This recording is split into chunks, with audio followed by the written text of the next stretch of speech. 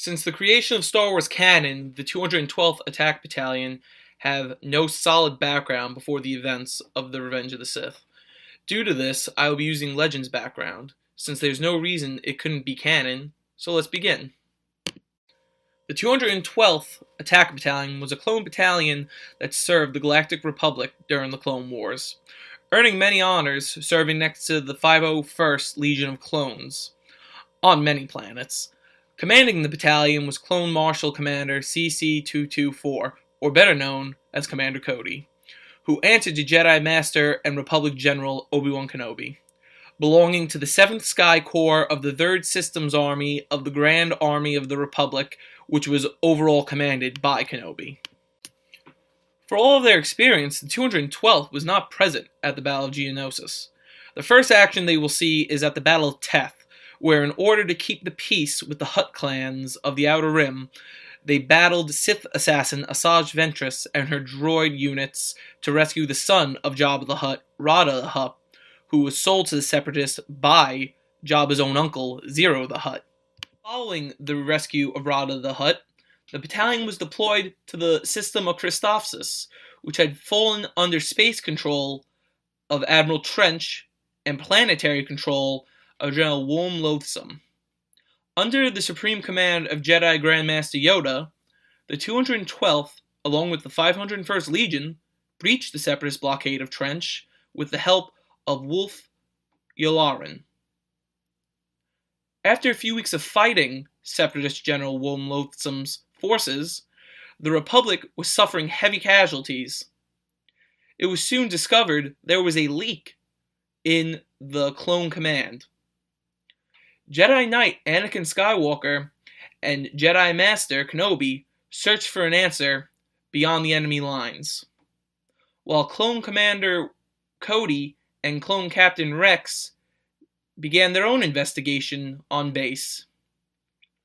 Soon they discovered Sergeant Slick of the 212th had sold information to the Separatists in order to save the lives of his fellow clones. This sadly backfired, resulting in only many deaths of clones. Finally, after the arrival of Grandmaster Yoda, the Battle of Christophsis ended, with Admiral Trench of the Separatist Navy defeated and General Wilm Loathsome arrested, bringing the planet back under the control of the Galactic, along with the Lightning Squadron, commanded by High Jedi General Mace Windu, were sent to liberate the planet of Ryloth from the Separatist forces. The 212th only participated in the initial invasion, where Obi Wan Kenobi successfully destroyed all the enemy artillery placements, making it safe for General Windu to land. With Lightning Squadron, who would go on to not only liberate the planet, but also capture Separatist Council member Wat Tambor, the foreman of the Techno Union, who would later escape, only to be killed by Darth Vader on Mustafar. They would just be redeployed, along with the 501st Legion under Anakin Skywalker, the Galactic Marines under Jedi Master Ki-Adi-Mundi, and the 41st Elite Corps under Jedi Master Luminara Unduli. The 212th were redirected to the Second Battle of Geonosis. Upon discovering that Archduke Poggle the Lesser, along with the Trade Federation, constructed a new droid factory on the planet. The initial invasion, only the 212th arrived to the rally point, but was then forced to hold their ground while Geonosians, along with droid armor units, attacked. After almost a day of suffering heavy casualties, as well as Obi-Wan Kenobi himself becoming wounded, they were relieved by the forces of Skywalker and Mundi. The 212th will be put on reserve to recover, letting Unduli with the 41st Elite Corps to attack the factory.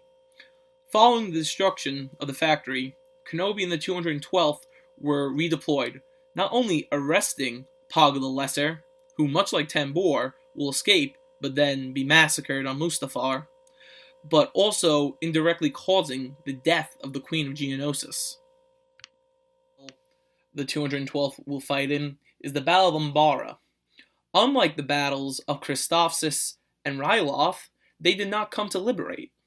However, they came to conquer the planet from the separatist supporting Umbarans, who had mounted a fierce defense of the planet. So far that the separatists did not even provide many battle droids. The plan was simple. The 212th would attack the capital in a pincer with the 501st in reserve.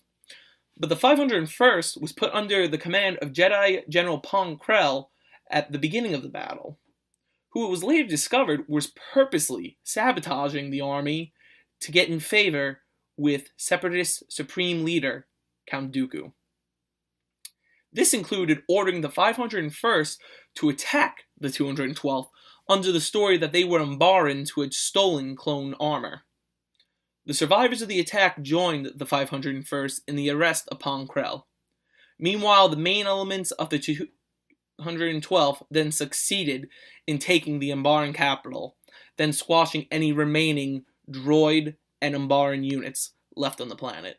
This will all be put on hold, however, as Kenobi went to the planet of Mandalore for some time to deal with personal matters and then the Mandalorian Civil War.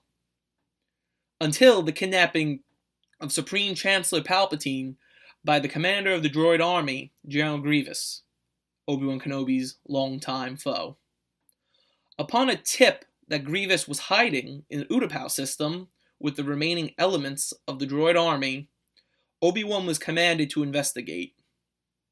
Upon investigating, he did discover, indeed, Grievous had been hiding there, giving word to Cody to arrive. As Obi-Wan engaged the general, the 212th finally arrived to fight the droids, initially being pushed back until Cody successfully secured the first level of the Pound City. It was also at this time Obi-Wan arrived, with the news Grievous was finally dead. Kenobi then gave his orders to Cody. Cody, being the soldier he was, saluted, obeying, as Obi-Wan continued into the battle. Sadly, this would be the last time the two will talk and see each other. As seconds later, the disfigured Palpatine initiated Order 66.